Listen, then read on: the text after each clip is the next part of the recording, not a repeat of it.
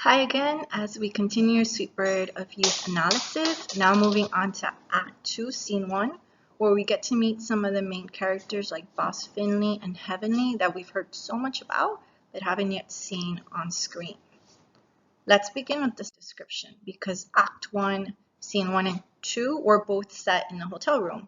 So now we've changed to the front of Boss Finley's house. There's no physical walls, there's no physical columns, because remember the cyclorama is just a projection of things. We do have the Gulf of Mexico in the background, suggested by just the lights and the sounds of the seagulls, but there's no physical image of the Gulf. So everything is just hinted at and inferred because remember that Tennessee Williams liked that fantastical dream-like nature to his storylines. Now, Boss Finley's house is described as being Victorian in style.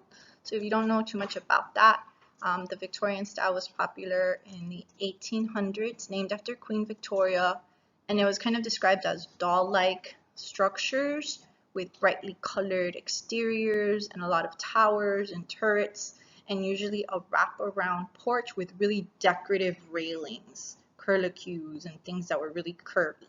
So very pretty sort of style. And everything's white. So the porch itself would be white. The furniture on it, which is made of wicker, is described as bone white. And even the men that are on stage, Boss Finley, number one, his son, Tom Jr., and George Scudder, who we had already met, are all dressed in white suits, maybe reminiscent of the one on the PowerPoint right there. So we've seen white before in the white pajamas that Chance was wearing in Act 1. We see it here again with the men's suits. So it's a projection of the image they like to present to the world, one of purity and innocence.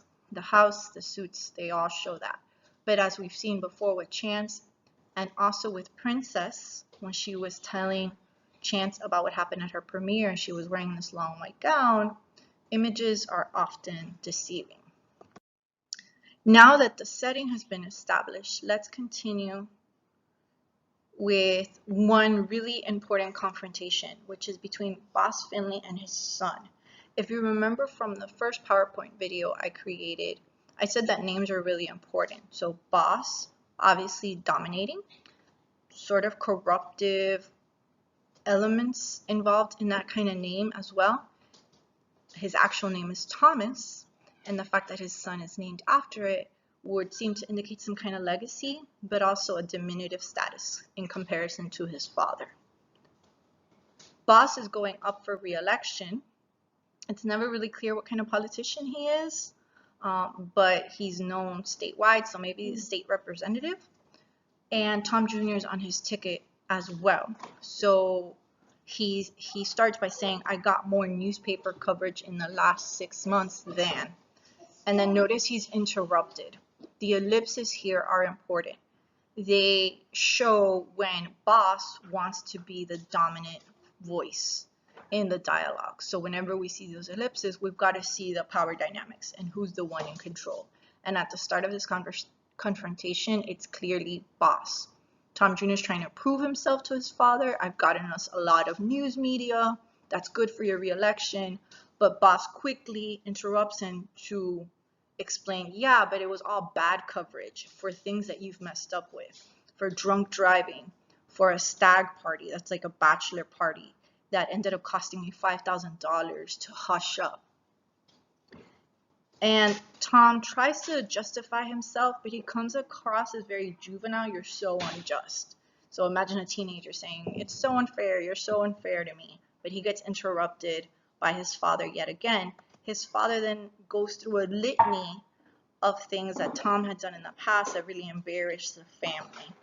And he uses this very colloquial language, very Southern. You can imagine a heavy Southern accent, and he's saying, and everyone knows you had to be drove through school like a blaze-faced mule pulling a plow uphill, flunked out of college with grades that only a moron would have an excuse for. Really harsh words. It's hard to imagine a father telling their son this. When he says blaze-faced mule, that's simile. Blaze-face just means the mule has a white streak down its face, but the idea is that he's just a donkey. He's just an idiot who's only good for hard labor. And his grades were so bad, only a moron could grade grades like this. So this highly pejorative, demeaning language shows us just how warped the relationship is with these two, and not at all the purity that they would want to indicate through their clothing, through their house. There was also several clues that Boss is corruptive. So for example, that stag party that went wrong, he had to pay $5,000 to hush it up. So presumably he went to the newspapers, paid them, bribed them to not publish a story about it. We get another clue when he says, sure, Tom, you went back to school, but because of me, I had to fake examinations for you by getting answers ahead of time. I had to, bribe people stuck in your fancy pockets with those answers. I had to bribe them in order to get those answers to you. So you get a sense that his family has to preserve an image, and to preserve that image, it comes at the price of a lot of money. Then they start talking about promiscuity. This idea that not only has Tom embarrassed him because of the bad headlines, but because he sleeps around too. But now the dynamics change because Tom Jr. tries to take over control, because he says, how about your well-known promiscuity, Papa? How about your Miss Lucy? This is the first reference to this character, who we will meet later, but for this scene just remains like a punch to Boss, who initially just tries to dismiss it, deny it, and that just makes Tom Jr. laugh so hard he staggers. That verb's important because it really encapsulates the power with which he finds his father's words ridiculous. No longer is he being interrupted. You don't see ellipsis here anymore. And all the questions he's asking, how about your promiscuity? How about your Miss Lucy? And then he mocks his father. Who is Miss Lucy? His rhetorical use of questions really allows for him to take control. Boss continues to deny it, so then Tom Jr. has to explain it very explicitly. This Miss Lucy is a person who rides down the Gulfstream Highway with a motorcycle escort, blowing their sirens like the Queen of Sheba was going to New Orleans for the day to use her charge accounts there. And you ask, who's Miss Lucy? She don't even talk good about you. She says you're too old for a lover. And now we realize that Miss Lucy is his mistress, who gets paid rather handsomely for being his mistress. So the biblical allusion to the Queen of Sheba is to show how Miss Lucy has used her status as his mistress to gain a lot of money and a lot of favors, that she even has a motorcycle escort of the police just to go shopping. The Queen of Sheba is this story from the Bible about this famous, beautiful, rich queen who went to visit King Solomon for his wisdom. Remember, King Solomon was the one that was known for his wisdom, who helped the women who were fighting over the baby. That's that same Solomon. So she's synonymous with wealth and luxury. So that's how Miss Lucy acts. Boss continues to deny it, but now it's changed because Tom Jr. is insulting his father's masculinity. She says, you're too old for a lover. So some kind of dysfunction now in their sexual relationship. So Boss denies that. That's a goddamn lie. Who says Miss Lucy says that? But he's no longer denying that he has a mistress. So Tom has won now in this confrontation. Tom Jr. goes further in his insults and uses an idiom of the time, a slang of the time, where, according to Miss Lucy, Boss Finley is too old to cut the mustard. So that's just an old slang where he couldn't fulfill the sexual deed. So some kind of ED going on. At this point, the dynamics clearly show who has won. The stage directions say the two stags, the old and the young one, face each other panting. George Scudder has discreetly withdrawn to a far end of the porch. So by comparing them to two stags, two male deer, Tennessee Williams makes it explicit that this is a conflict for power, where the son wants to take control, where the young wants to take authority over the old. Boss tries to defend himself, but now he sounds like the one that's childish. I don't believe the story.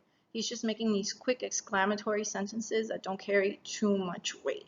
And then the final stage direction really puts the nail in the coffin. Boss Finley turns away, wounded, baffled, stares out at the audience with his old bloodshot eyes as if he thought that someone out there had shouted a question at him which he didn't quite hear. He seems so weak now. So in this dynamic where he was the one belittling his son, where his son sounded juvenile, at the end the opposite has happened and Boss Finley is like a wounded animal, where after going toe to toe with another alpha male has lost. Notice the bloodshot eyes, the fact he's wounded, the fact he's compared to old, and he just looks out at the audience unsure of what happened. So this key scene tells us a lot about Boss and could explain why he acts the way he does later in the play, because he's trying to reassert dominance, political dominance, but also dominance in his family. He wants to be able to control his son and his daughter. So that'll go a long way into explaining future events. Next up, we will discuss his interaction with Heavenly, which is rife with conflict and says so much about why Chance ended up the way he did. All right, so stay tuned for that. Thank you.